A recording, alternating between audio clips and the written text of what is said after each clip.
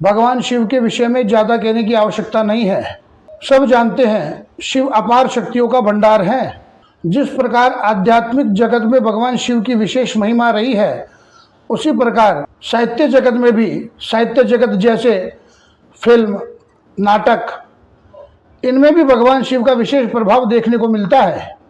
भगवान शिव साहित्यिक जगत के, नाटक, फिल्म जगत के प्रथम आद्य प्रवर्तक हैं और इस क्षेत्र में वह नटराज शंकर के नाम से जाने जाते हैं। नटराज शंकर को लेकर भरत के नाट्य शास्त्र में बड़ा सुंदर रोचक वर्णन मिलता है। आप उसे सुनेंगे तो आपको भी बड़ा अच्छा लगेगा। भरत के अनुसार नाटक का प्रारंभ कृत युग अर्थात कलयुग में नहीं हुआ, त्रेता युग में ही नाटक का प्रारंभ हो गया था। त्रेता युग में विश्व में विशेष परिवर्तन हुआ।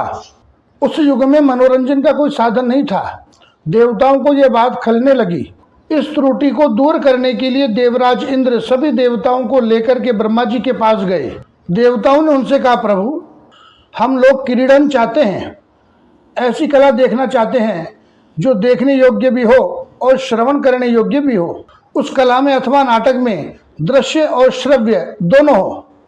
हमारा आपसे आग्रह है, आप सार्ववर्णिक वेद की रचना करें।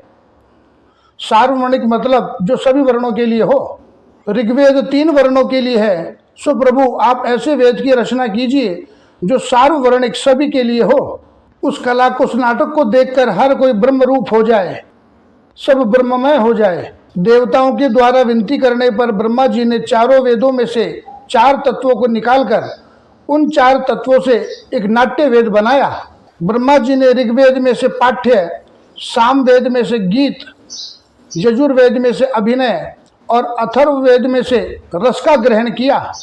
इन 4 तत्वों को मिलाकर के उन्होंने एक नाट्य वेद की रचना की। नाट्य शास्त्र की रचना के बाद सुंदर अभिनय के प्रदर्शन के लिए ब्रह्मा जी ने भरत मुनि को आदेश किया। इन्होंने अपने पुत्रों और अप्सराओं के सहयोग से 2 नाटकों का मंचन किया। पहला था अमृत मंथन समवकार और दूसरा था त्रिपुर दाहडिम। इन दोनों नाटकों के दृष्टा भगवान शिव थे। जब ये नाटक हो रहा था तब शिव वहां उपस्थित थे। शिव के साथ भूतगण भी थे। नाटक देखकर भगवान शिव बड़े प्रसन्न हुए। उन्होंने उस नाटक की समीक्षा भी की। शिव बोले, नाटक का मंचन अच्छा हुआ पर इसमें थोड़ी बहुत कमी रह गई। ब्रह्मा जी बोले, क्या कमी रह गई? भगवान शिव ने कहा, इसमें आपने नृत्य को सम्मिलित नहीं किया। नृत्य को सम्मिलित कर दे तो ये नाटक और अच्छा होता। ब्रह्मा जी बोले, हे शिव, यदि आपको थोड़ी बहुत कमी दिख रही है तो आप भी उसे पूरी क्यों नहीं कर देते हैं? तब भगवान शिव ने उस त्रुटि को पूर्ण करने के लिए ब्रह्मा जी को उपाय बताते हुए कहा, मेरे संध्याकालीन नृत्य को आप इसमें सम्मिलित कीजिए।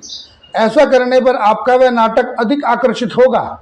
आचार्यजन कहते हैं, प्रदोष काल में भगवान शंकर डमरू बजाते हुए नृत्य करते हैं।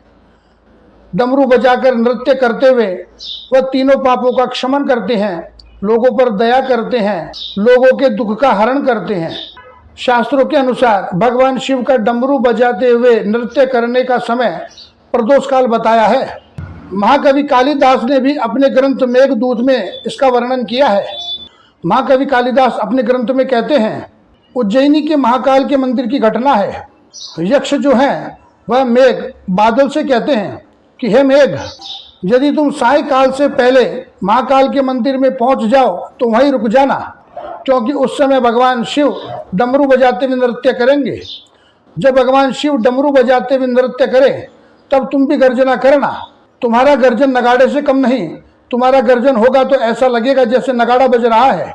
बाद में जब भगवान शिव की आरती होवे तब भी तुम अपनी गर्जन का नगाड़ा बजाते रहना। इस कथन से हमको भगवान शिव के नृत्य आरंभ की सूचना भी मिलती है कि प्रदोष काल में भगवान शिव डमरू बजाते हुए लोगों के संकट को हरने के लिए, चारों तरफ आनंद परमानंद बिखेरने के लिए, तापों को संतप्त करने के लिए भगवान शिव नृत्य करते हैं। मित्रों, पार्वती के साथ भगवान शिव का जब विवाह हुआ तब भगवान शिव ने अपने शरीर में ही अपने नृत्य के 2 भाग कर दिए। एक भाग तांडव और दूसरा लास्य। तांडव जो था उसे भगवान शिव ने रखा और लास्य माँ पार्वती को दे दिया। तांडव जो है भगवान शिव का नृत्य है जो उद्दत और आकर्षक है, और लास्य माँ पार्वती का जो सुकुमार है, मनोहर है। भगवान शिव ने नृत्य को विशेष महत्व दिया। भगवान शिव कहते हैं वही नाटक यदि श्रव्य और दृश्य दोनों हो तो और भी आनंद आता है। शुद्ध अभिनय को चित्र अभिनय में प्रदर्शित करने का श्रेय भगवान शिव को ही जाता है। भगवान शिव का नटराज स्वरूप इसका श्रेष्ठ उदाहरण है। मित्रों, नाटक और फिल्मों के मनोरंजन का प्रधान कारण भगवान शिव का नृत्य ही है। शुद्ध अभिनय को चित्र अभिनय में परिवर्तित करने का श्रेय भगवान शिव को ही जाता है। मर्यादा में रहकर के नृत्य करना यह कोई भगवान शिव से सीखे। तांडव करते समय भगवान शिव मर्यादा में रहते हैं। शिव जब भूमि पर अपना पैर रखते हैं तो विचार करते हैं कि मुझे संभल करके भूमि पर अपना पैर रखना है, कहीं पैर पटकने से भूमि धंस नहीं जाए। भूमि की रक्षा करते हुए वे नृत्य करते हैं। तांडव नृत्य करते समय भगवान शिव ये विचार करते हैं कि भुजाओं को फैलाने से कहीं तीनों लोगों को कोई आघात तो नहीं पहुंचेगा, तो बड़ा विचार करके वे अपनी भुजाओं को फैलाते हैं। नृत्य करते समय भगवान नेत्रों को भी बंद रखते हैं। वे विचार करते हैं कि कहीं आनंद में नाचते हुए तीसरा नेत्र खुल गया तो, इसलिए भगवान शिव नेत्रों को बंद करके ही नाचते हैं। भगवान के तीसरे नेत्र में से अग्नि के कण निकलते हैं। ऐसे अग्निकण जो जगत को भस्म करने की क्षमता रखते हैं। तो भगवान नाचते हुए विचार करते हैं कि नाचते नाचते कहीं तीसरा नेत्र ना खुल जाए, इसलिए नेत्रों को बंद करके नाचते हैं। जय श्रीमन नारायण, हर हर महादेव।